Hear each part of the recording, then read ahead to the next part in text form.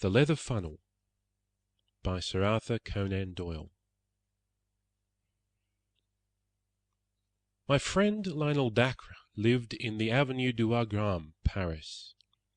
His house was that small one with the iron railings and grass plot in front of it, on the left-hand side as you pass down from the Arc de Triomphe. I fancy that it had been there long before the avenue was constructed, for the grey tiles were stained with lichens, and the walls were mildewed and discoloured with age. It looked a small house from the street, 5 windows in front, if I remember right, but it deepened into a single long chamber at the back. It was here that Dacre had that singular library of occult literature, and the fantastic curiosities which served as a hobby for himself and an amusement for his friends. A wealthy man of refined and eccentric tastes, he'd spent much of his life and fortune in gathering together what was said to be a unique private collection of Talmudic, Kabbalistic, and magical works, many of them of great rarity and value. His tastes leaned toward the marvellous and the monstrous, and I have heard that his experiments in the direction of the unknown have passed all the bounds of civilization and of decorum. To his English friends he never alluded to such matters, and took the tone of the student and virtuoso. But a Frenchman whose tastes were of the same nature has assured me that the worst excesses of the Black Mass have been perpetrated in that large and lofty hall, which is lined with the shelves of his books and the cases of his museum. Dacre's appearance was enough to show that his deep interest in these psychic matters was intellectual rather than spiritual. There was no trace of asceticism upon his heavy face, but there was much mental force in his huge dome-like skull, which curved upward from amongst his thinning locks, like a snow-peak above its fringe of fir trees. His knowledge was greater than his wisdom, and his powers were far superior to his character. The small bright eyes, buried deeply in his fleshy face, twinkled with intelligence and an unabated curiosity of life, but they were the eyes of a sensualist and an egotist. Enough of the man, for he's dead now, poor devil, dead at the very time that he had made sure that he had at last discovered the elixir of life. It's not with his complex character that I have to deal, but with the very strange and inexplicable incident which had its rise in my visit to him in the early spring of the year '82. I had known Dacre in England, for my researches in the Assyrian room of the British Museum had been conducted at the same time when he was endeavouring to establish a mystic and esoteric meaning in the Babylonian tablets, and this community of interests had brought us together. Chance remarks had led to daily conversation, and that to something verging upon friendship. I had promised him that on my next visit to Paris I would call upon him. At the time when I was able to fulfil my contract, I was living in a cottage at Fontainebleau, and as the evening trains were inconvenient, he asked me to spend the night in his house. "I have only that one spare couch," said he, pointing to a broad sofa in his large salon. "I hope that you will manage to be comfortable there." It was a singular bedroom, with its high walls of brown volumes, but there could be no more agreeable furniture to a bookworm like myself, and there is no scent so pleasant to my nostrils as the faint, subtle reek which comes from an ancient book. I assured him that I could desire no more charming chamber, and no more congenial surroundings. "If the fittings are neither convenient nor conventional, they are at least costly," said he, looking round at his shelves. "I have expended nearly $250,000 of money upon these objects which surround you. Books, weapons, gems, carvings, tapestries, images. There is hardly a thing here which has not its history, and it is generally one worth telling. He was seated as he spoke at one side of the open fireplace, and I at the other. His reading table was on his right, and the strong lamp above it ringed it with a very vivid circle of golden light. A half-rolled palimpsest lay in the centre, and around it were many quaint articles of bric-a-brac. One of these was a large funnel, such as is used for filling wine casks. It appeared to be made of black wood, and to be rimmed with discoloured brass. "That is a curious thing," I remarked. "What is the history of that?" "Ah," said he, "it is the very question which I have had occasion to ask myself. I would give a good deal to know. Take it in your hands and examine it." I did so, and found that what I had imagined to be wood was in reality leather, though age had dried it to an extreme hardness. It was a large funnel, and might hold a quart when full. The brass rim encircled the wide end, but the narrow was also tipped with metal. "What do you make of it?" asked Dacre. "I should imagine that it belonged to some vintner or maltster in the Middle Ages," said I. "I have seen in England leathern drinking flagons of the 17th century, blackjacks as they were called, which were of the same colour and hardness as this filler." "I dare say the date would be about the same," said Dacre, "and no doubt also it was used for filling a vessel with liquid. If my suspicions are correct, however, it was a queer vintner who used it, and a very singular cask which was filled. Do you observe nothing strange at the spout end of the funnel?" As I held it to the light, I observed that at a spot some 5 inches above the brass tip, the narrow neck of the leather funnel was all haggled and scored, as if someone had notched it round with a blunt knife. Only at that point was there any roughening of the dead black surface. "Someone's tried to cut off the neck." "Would you call it a cut?" "It is torn and lacerated. It must have taken some strength to leave these marks on such tough material, whatever the instrument may have been. But what do you think of it? I can tell that you know more than you say." Dacre smiled, and his little eyes twinkled with knowledge. "Have you included the psychology of dreams among your learned studies?" he asked. "I did not even know that there was such a psychology." "My dear sir, that shelf above the gem case is filled with volumes from Albertus Magnus onward, which deal with no other subject. It is a science in itself." "Bah, science of charlatans!"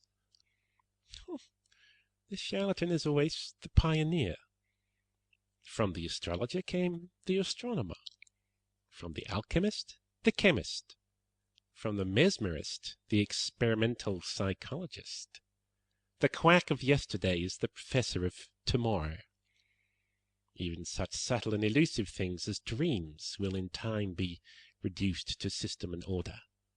When that time comes, the researches of our friends on the bookshelf yonder will no longer be the amusement of the mystic, but the foundations of a science." "Supposing that's so, what has the science of dreams to do with a large black brass-rimmed funnel?" "I will tell you. You know that I have an agent who is always on the lookout for rarities and curiosities for my collection. Some days ago he heard of a dealer upon one of the quais who had acquired some old rubbish found in a cupboard in an ancient house at the back of the Rue Mathurin in the Quartier Latin. The dining room of this old house is decorated with a coat of arms, chevrons, and bars rouges upon a field argent, which prove, upon inquiry, to be the shield of Nicolas de la Reynie, a high official of King Louis XIV. There can be no doubt that the other articles in the cupboard date back to the early days of that king." The inference is, therefore, that they were all the property of this Nicolas Delrani, who was, as I understand, the gentleman specially concerned with the maintenance and execution of the draconic laws of that epoch. What then? I would ask you now to take the funnel into your hands once more and to examine the upper brass rim. Can you make out any lettering upon it? There were certainly some scratches upon it, almost obliterated by time. The general effect was of several letters, the last of which bore some resemblance to a B. You make it a B? Yes, I do. So do I. In fact, I have no doubt whatever that it is a B. But the nobleman you mentioned would have had R for his initial. Exactly. That's the beauty of it. He owned this curious object, and yet he had someone else's initials upon it. Why did he do this? I can't imagine. Can you? Well, I might perhaps guess. Do you observe something drawn a little farther along the rim? I should say it was a crown. It is undoubtedly a crown. But if you examine it in a good light, you will convince yourself that it is not an ordinary crown.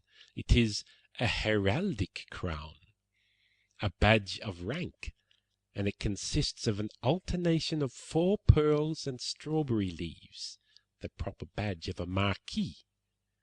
We may infer, therefore, that the person whose initials end in B was entitled to wear that coronet. Then this common leather filler belonged to a marquis? Dacre gave a peculiar smile. Or to some member of the family of a marquis, said he. So much we have clearly gathered from this engraved rim. But what's all this to do with dreams?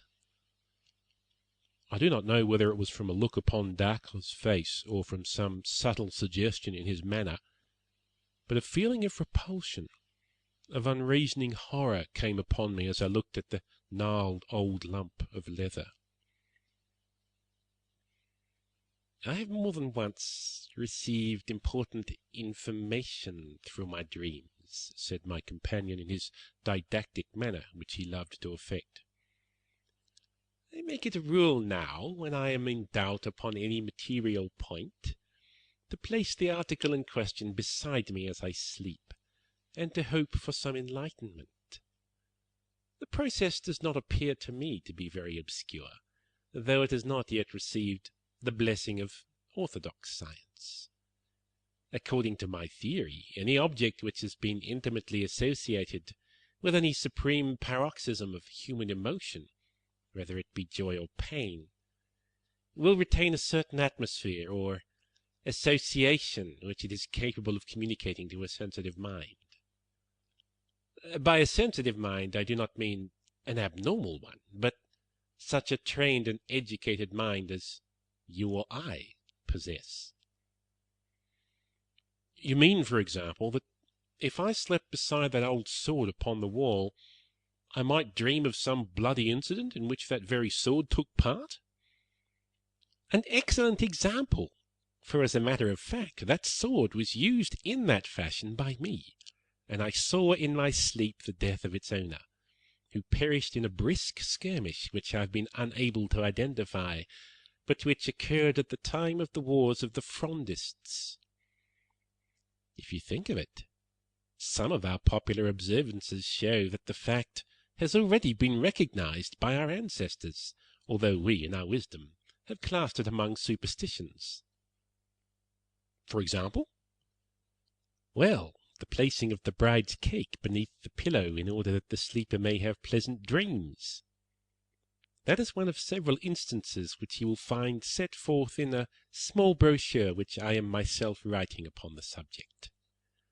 But to come back to the point, I slept one night with this funnel beside me, and I had a dream which certainly throws a curious light upon its use and origin.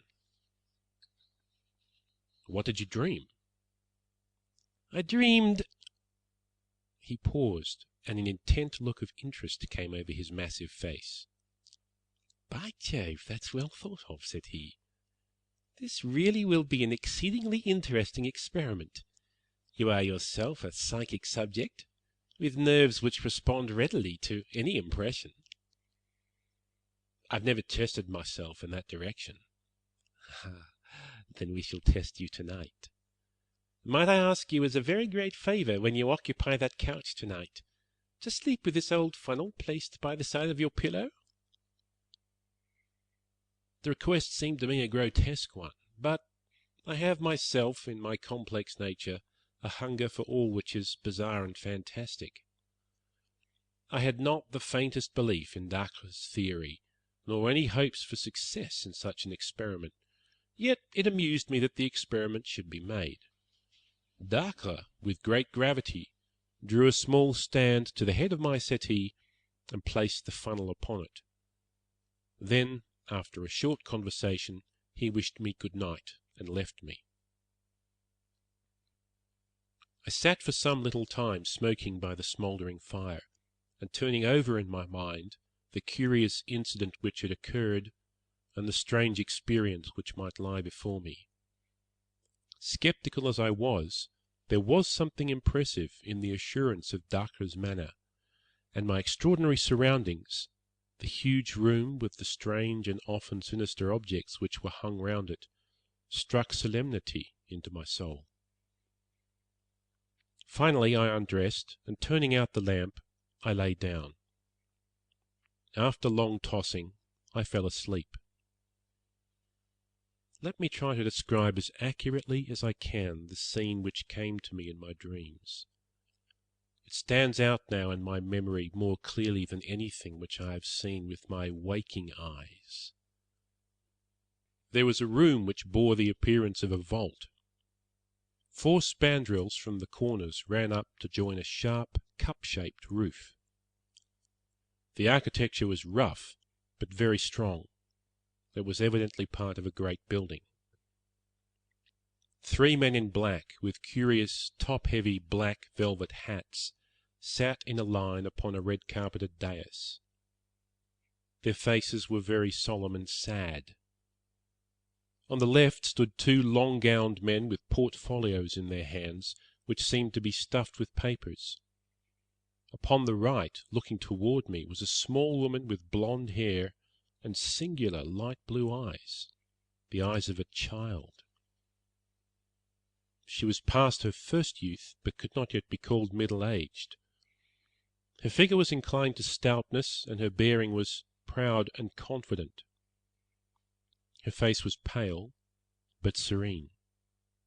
It was a curious face, comely, and yet feline, with a subtle suggestion of cruelty about the straight, strong little mouth and chubby jaw.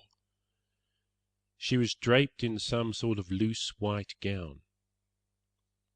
Beside her stood a thin, eager priest, who whispered in her ear, and continually raised a crucifix before her eyes. She turned her head and looked fixedly past the crucifix at the 3 men in black, who were, I felt, her judges. As I gazed, the 3 men stood up and said something, but I could distinguish no words, though I was aware that it was the central one who was speaking. They then swept out of the room, followed by the 2 men with the papers. At the same instant several rough-looking fellows in stout jerkins came bustling in, and removed first the red carpet, and then the boards which formed the dais, so as to entirely clear the room. When the screen was removed, I saw some singular articles of furniture behind it. One looked like a bed, with wooden rollers at each end, and a winch handle to regulate its length. Another was a wooden horse. There were several other curious objects, and a number of swinging cords which played over pulleys. It was not unlike a modern gymnasium. When the room had been cleared, there appeared a new figure upon the scene. This was a tall, thin person clad in black, with a gaunt and austere face. The aspect of the man made me shudder. His clothes were all shining with grease and mottled with stains. He bore himself with a slow and impressive dignity, as if he took command of all things from the instant of his entrance.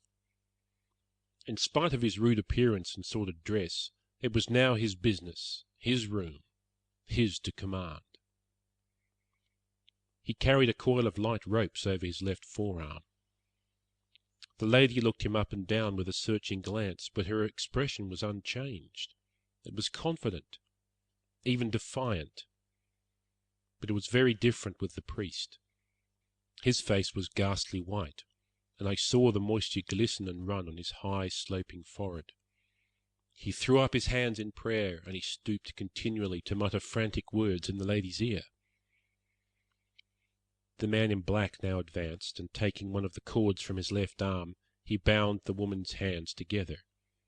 She held them meekly toward him as he did so. Then he took her arm with a rough grip and led her toward the wooden horse, which was little higher than her waist. Onto this she was lifted and laid, with her back upon it and her face to the ceiling, while the priest, quivering with horror, had rushed out of the room. The woman's lips were moving rapidly, and though I could hear nothing, I knew she was praying. Her feet hung down on either side of the horse, and I saw that the rough varlets and attendants had fastened cords to her ankles, and secured the other ends to iron rings in the stone floor. My heart sank within me as I saw these ominous preparations, and yet I was held by the fascination of horror, and I could not take my eyes from the strange spectacle. A man had entered the room with a bucket of water in either hand. Another followed with a third bucket. They were laid beside the wooden horse. The second man had a wooden dipper, a bowl with a straight handle, in his other hand. This he gave to the man in black. At the same moment one of the varlets approached with a dark object in his hand, which even in my dream filled me with a vague feeling of familiarity. It was a leathern filler. With horrible energy he thrust it, but I could stand no more. My hair stood on end with horror. I writhed, I struggled, I broke through the bonds of sleep, and I burst with a shriek into my own life, and found myself lying shivering with terror in the huge library, with the moonlight flooding through the window, and throwing strange silver and black traceries upon the opposite wall. Ah, what a blessed relief to feel that I was back in the 19th century, back out of that medieval vault, into a world where men had human hearts within their bosoms. I sat up upon my couch, trembling in every limb, my mind divided between thankfulness and horror. To think that such things were ever done, that they could be done without God striking the villains dead. Was it all a fantasy, or did it really stand for something which happened in the black, cruel days of the world's history? I sank my throbbing head upon my shaking hands. And then suddenly my heart seemed to stand still in my bosom, and I could not even scream, so great was my terror. Something was advancing toward me through the darkness of the room. It's a horror coming upon a horror which breaks a man's spirit. I could not reason, I could not pray, I could only sit like a frozen image and glare at the dark figure which was coming down the great room, and then it moved out into the white lane of moonlight, and I breathed once more. It was Dacre, and his face showed me that he was as frightened as myself. "Was that you? For God's sake, what's the matter?" he asked in a husky voice. "Ah, Dacre, I'm glad to see you. I've been down into hell. It was dreadful." "Then it was you who screamed?" "I dare say it was." "It rang through the house. The servants are all terrified." He struck a match and lit the lamp. "I think we may get the fire to burn up again," he added, throwing some logs upon the embers. "Good God, my dear chap, how white you are! You look as if you had seen a ghost." "So I have. Several ghosts." "The leather funnel has acted, then." "I wouldn't sleep near the infernal thing again for all the money you could offer me." Dacre chuckled. "I expected you would have a "Lively night of it," said he. "You took it out of me in return, for that scream of yours wasn't a very pleasant sound at 2 in the morning. I suppose from what you say that you've seen the whole dreadful business." "What dreadful business?" "The torture of the water. The extraordinary question, as it was called in the genial days of Le Roi Soleil. Did you stand it out to the end?" "No, thank God. I awoke before it really began." "Ah, it's just as well for you. I held out till the 3rd bucket. Well, it's an old story, and they're all in their graves now anyhow, so what does it matter how they got there? I suppose that you have no idea what it was that you have seen?" "The torture of some criminal. She must have been a terrible malefactor indeed, if her crimes are in proportion to her penalty." "Well, we have that small consolation," said Dacre, wrapping his dressing gown around him and crouching closer to the fire. "They were in proportion to her penalty. That is to say, if I am correct in the lady's identity." "How could you possibly know her identity?" For answer, Dacre took down an old vellum-covered volume on the shelf. "Just listen to this," said he. "It is in the French of the 17th century, but I will give a rough translation as I go. You will judge for yourself whether I have solved the riddle or not. The prisoner was brought before the Grand Chambers and Tournelles of Parliament, sitting as at court of justice, charged with the murder of Master Dreux Abray, her father, and of her 2 brothers, Monsieur d'Aubray, one being civil servant, and the other a councillor of Parliament. In person it seemed hard to believe that she had really done such wicked deeds, for she was of a mild appearance and of short stature, with a fair skin and blue eyes. Yet the court, having found her guilty, condemned her to the ordinary and to the extraordinary question, in order that she might be forced to name her accomplices, after which she should be carried in a cart to the Place de Grève, there to have her head cut off, her body being afterwards burned, and her ashes scattered to the winds. The date of this entry is July 16, 1676. "It's interesting," said I, "but not convincing. How do you prove the 2 women to be the same?" "I am coming to that. The narrative goes on to tell of the woman's behaviour when questioned. When the executioner approached her, she recognized him by the cords which he held in his hands, and she at once held her own hands out to him, looking at him from head to foot without uttering a word. How's that?" "Yes, it was so." "She gazed without wincing upon the wooden horse and rings which had twisted so many limbs and caused so many shrieks of agony. When her eyes fell upon the 3 pails of water, which were all ready for her, she said with a smile, 'All the water must have been brought here for the purpose of drowning me, monsieur. You have no idea, I trust, of making a person of my small stature swallow it all.' Shall I read the details of the torture?" "No, for heaven's sake, don't." "Here is a sentence which must surely show you that what is here recorded is the very scene which you have gazed upon tonight. The good Abbé Pirot, unable to contemplate the agonies which were suffered by his penitent, had hurried from the room. Does that convince you?" "It does entirely. There can be no question that it's indeed the same event. But who then is this lady, whose appearance was so attractive and whose end was so horrible?" For answer, Dacre came across to me and placed the small lamp upon the table which stood by my bed. Lifting up the ill-omened filler, he turned the brass rim so that the light fell full upon it. Seen in this way, the engraving seemed clearer than on the night before. "We have already agreed that this is the badge of a marquis or of a marquise," said he. "We've also settled that the last letter is B." "It is undoubtedly so." "I now suggest to you that the other letters from left to right are M, M, a small d, A, a small d, and then the final B." Yes, I'm sure you're right. I can make out the small d's quite plainly. What I have read to you tonight, said Dacre, is the official record of the trial of Marie-Madeleine d'Aubray, Marquise de Brinvilliers, one of the most famous poisoners and murderers of all time. I sat in silence, overwhelmed at the extraordinary nature of the incident, and at the completeness of the proof with which Dacre had exposed its real meaning.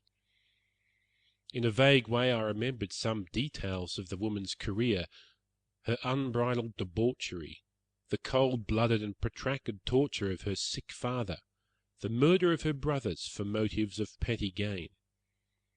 I recollected also that the bravery of her end had done something to atone for the horror of her life, and that all Paris had sympathized with her last moments, and blessed her as a martyr within a few days of the time when they had cursed her as a murderess. One objection, and one only, occurred to my mind. How came her initials and her badge of rank upon the filler? Surely they did not carry their medieval homage to the nobility to the point of decorating instruments of torture with their titles. I was puzzled with the same point, said Dacre, but it admits of a simple explanation. The case excited extraordinary interest at the time, and nothing could be more natural than that L'Araignée, the head of the police, should retain this filler as a grim souvenir.